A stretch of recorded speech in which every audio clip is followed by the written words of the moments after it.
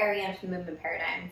I'm sure that you've had an injury in your lifetime and you went in, grabbed a bag of ice, put it on your painful body part and rested it. Well, we're going to talk today about how R.I.C.E, rest, ice, compression, and elevation is outdated and what the new way to think about injuries is.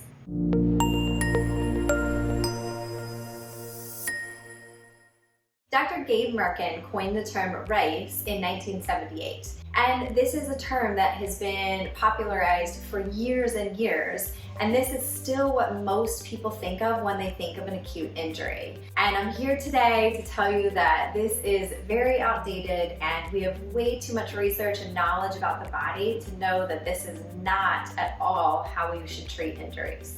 Even Dr. Merkin himself, many years later, has been humble enough to say that this is not the most effective way that we should be addressing acute injuries, and that there is a lot of science about how we should manage inflammation and use the body's natural ability to manage inflammation to really maximize our healing. Let's talk about inflammation. So inflammation is our natural defense and repair mechanism. And in the case of an acute injury, it is about the first 4 to 5 days of an injury. So inflammation is actually really, really important. So it is necessary that we maximize the initial stage of healing rather than delay it. So what happens when we have an injury and we have swelling is that our immune system kicks in gear. So these inflammatory cells called macrophages are going to release what's called insulin-like growth factor. And this is what actually comes into the area to help repair the tissue. So what do we need for this to happen? We need blood flow. We need blood flow to bring these inflammatory cells to help repair the damaged tissue. All right, so what does ice do? Ice vasoconstricts our blood vessels. It decreases blood flow to the area. And remember, the only way that we can manage this initial inflammatory response and manage healing is through blood flow. So in fact, when we apply ice to the injured area, these blood vessels actually cut off blood flow for hours afterwards, delaying this entire repair mechanism. So the only thing that ice may do for you is it may decrease pain. However, it can interfere with your brain's signaling to that area. So nociception is our pain response that is signaling from the tissue to the brain. So although it might temporarily feel better, you are having a true delay in healing. So now that we understand a little bit more about inflammation and ice, now we should be able to recognize that ice does not in fact decrease inflammation.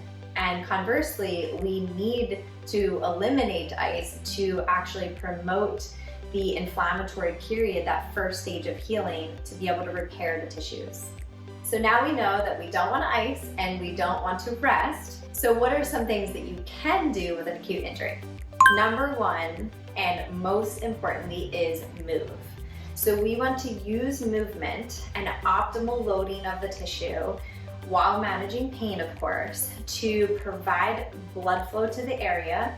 We want to, of course, respect the tissue, respect the body, but you want to actually continue to move as much as you can in a safe manner. Number two is compression. So we want to use a gradient compression because we are trying to optimize our lymphatic system. Our lymphatic system is what's going to pump the fluid back to the heart and ultimately to be excreted. So we are using compression as a way to do that. So if you had, let's say, an ankle injury, you would use a compression sleeve that would have just the toes out and that would come up ideally up to your knee.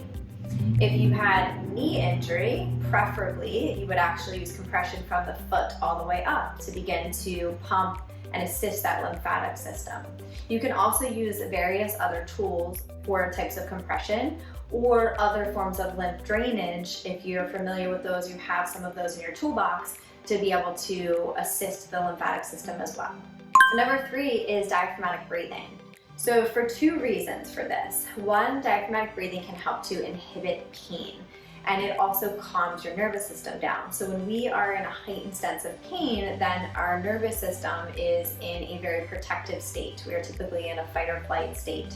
So the breathing is going to help stimulate the vagus nerve. We release acetylcholine, calm the nervous system down, helps to inhibit pain, which is really important. And side benefit is that it is our biggest pump of the lymphatic system, so it's going to help with our lymph system. Number 4 is eat right. So making sure you're getting enough protein necessary for optimal healing. Making sure that you're getting in an anti-inflammatory diet so that you are able to manage the inflammation rather than stay in a pro-inflammatory state for too long. You also want to consider other things, for example, not taking any NSAIDs, especially within the first 5 days, if at all, because once again, NSAIDs are going to block that inflammatory process, but we need that for healing. If you are going to take one, it should be after 5 days, and that should only be if you really absolutely need to, because those also are influencing your gut and can actually contribute to dysbiosis in the gut. And 70% of our immune system is in our gut. So the more you take those, the more they're negatively impacting your ability to regulate inflammation.